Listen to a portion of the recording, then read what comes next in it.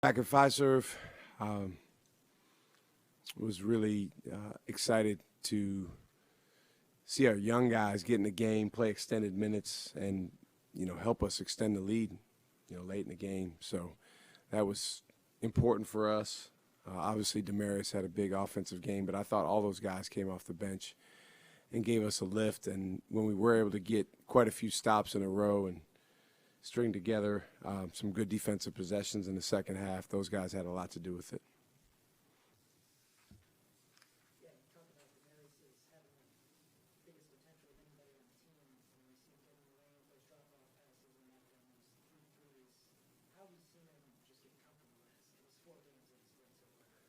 Well, it's unfortunately he's missed a lot of time earlier in the year with injury. And so, this is the type of game that, you would love to see him have in the first game, but he didn't play in the first game. So it's so good to have him out there.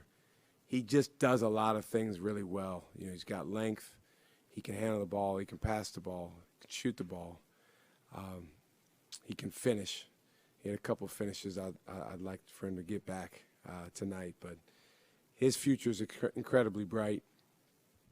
And, hopefully he can just continue gaining good experience. I thought one of the best things about tonight was Stonehill, they really put a lot of pressure on us with the way that they played offense.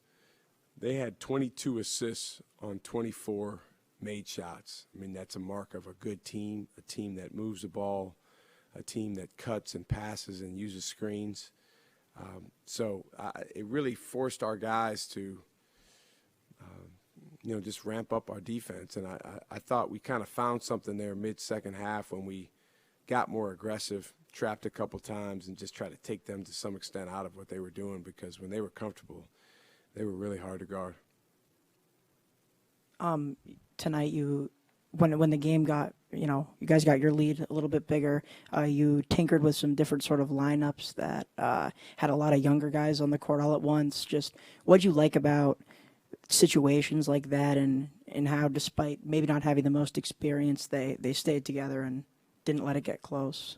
Well, we've been on those guys about our energy, our talk, our defensive controllables not going down when they go in the game, which is, it sounds easy, but when you're coming in the game for Chase Ross or you're coming in the game for Stevie Mitchell, that's a high bar that those guys set.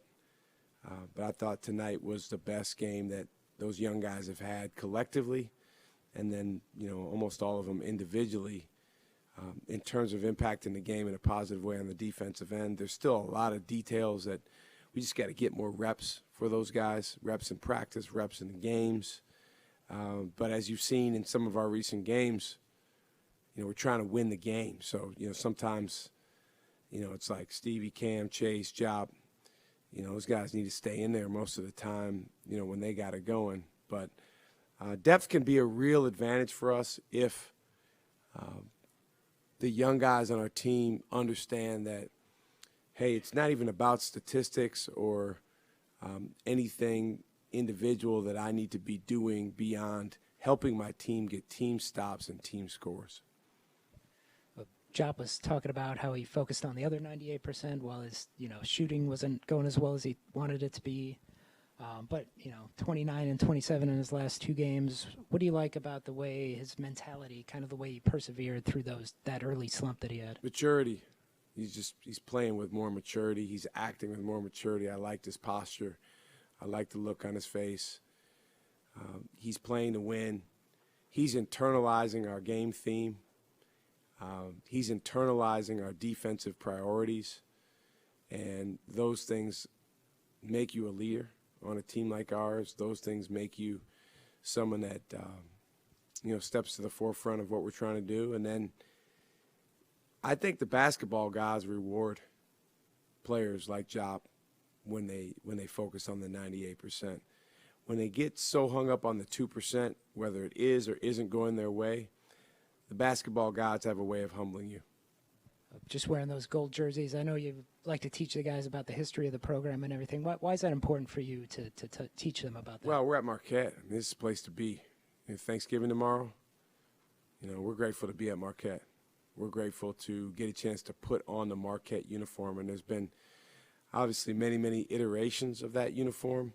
That gold jersey right there that we wore tonight is one of the most special Marquette uniforms that's ever been worn. There was a ton of winning done in that uniform. There was a ton of blood, sweat, and tears that went into the transition to the Big East, the success created by guys like Wes, like Jarrell, like Dominic James, like Jimmy, like Jay. I mean, those teams like that was Marquette toughness.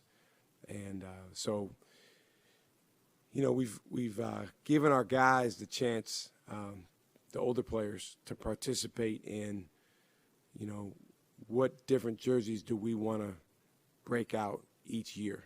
And obviously that planning has to be done way in advance, almost a year in advance. So last year, Cam, Stevie, and Jop were involved in the planning of, you know, what we want to do a little bit differently this year. So this gold jersey was one of the ones we chose, and then we got one more that we'll be unveiling for you later in the year.